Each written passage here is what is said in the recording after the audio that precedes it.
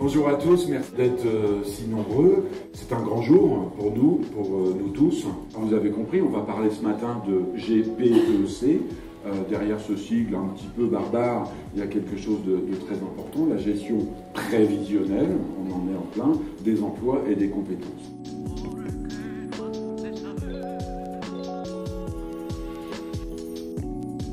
On va passer au débat et pour ça je vais demander à Marc Denis, sénateur maire de Valbonne et vice-président de la CASA et du CIMISA de venir nous rejoindre, accompagné de monsieur Jean-Pierre Mascarelli, qui est président délégué du CIMISA et de la CASA, de monsieur Giaferi, président d'Amadeus et vice-président du Sofia Club d'entreprise, Jean-François Agostini, qui est directeur territoire et entreprise de la Chambre de commerce et d'industrie de Nice Côte d'Azur, Jacques Le Sieur, directeur général de Team Côte d'Azur, et monsieur Pierre Baretti, le PDG Talpedia.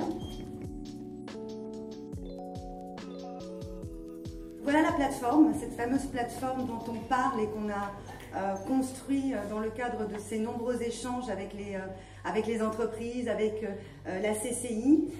C'est une version pilote que je vous présente et la version 1 qui est mise en œuvre en avril, voilà, sera celle qui va se poursuivre, je pense, jusqu'à la fin de l'année 2016 et elle s'améliorera et elle se perfectionnera au fur et à mesure des besoins et des attentes des entreprises adhérentes. Elle devient personnalisée avec des codes d'accès en fonction qu'on est une entreprise ou en fonction qu'on est un collaborateur d'une entreprise pour pouvoir accéder à des éléments d'information et au parcours que je vais vous présenter. Chacun va y trouver son espace, donc je suis entreprise, j'y trouve mon espace, je suis salarié, j'y trouve mon espace. Le collaborateur qui va suivre un chemin de réflexion, c'est véritablement un parcours de réflexion, eh bien il va dans un premier lieu s'interroger, passer par différents exercices, construire un certain nombre d'éléments et ensuite avec tout ça venir enrichir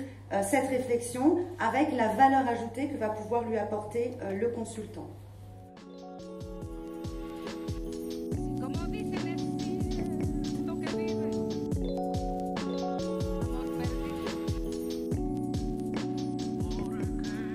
Le service est une plateforme qui facilite, organise et sécurise la mobilité inter-entreprise des salariés dans le périmètre sophipolitain. Donc de quoi parle-t-on? On parle d'accompagnement de mobilité individuelle, volontaire bien entendu, dans un contexte de gestion prévisionnelle des emplois et des compétences. Ce qui est très important parce que ça veut dire qu'on a le temps. Le changement est souvent difficile, le changement professionnel est peut-être un peu plus difficile encore que les autres changements, donc on gagne à avoir du temps, à se poser, à s'organiser, à se poser les bonnes questions et à y répondre. Et cet outil, ce service, a pour vocation à accompagner les salariés en anticipation des évolutions ou des révolutions, ça arrive quelquefois, des entreprises. Je pense que c'est l'idée de pouvoir bouger tout en restant dans un environnement donné. Et on est bien sur la Côte d'Azur et on le vend nous-mêmes comme un point de recrutement. Donc l'idée, c'est qu'on puisse faire une carrière sur ce territoire-là. C'est important pour nos salariés qui peuvent venir nous le dire.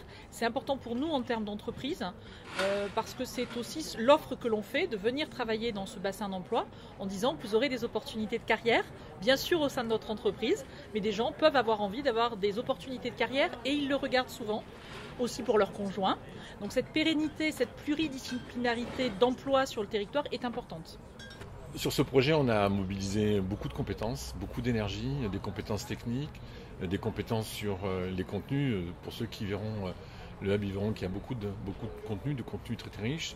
C'est jamais fini, de toute façon c'est des contenus qu'il faut tout le temps enrichir, améliorer, etc. C'est un gros investissement pour une petite entreprise comme la nôtre, mais on a trouvé que l'enjeu était à la hauteur, l'investissement était à la hauteur de l'ambition et d'Altedia et du territoire, parce qu'on sait bien que la combinaison des facteurs qui sont les entreprises, les salariés et la technologie sont indispensables. On a un métier qui est fondamental, c'est accompagner des ressources humaines dans des transitions professionnelles, et c'était une très belle façon de montrer qu'on était très motivés et qu'on était prêt à investir pour ce type de projet-là.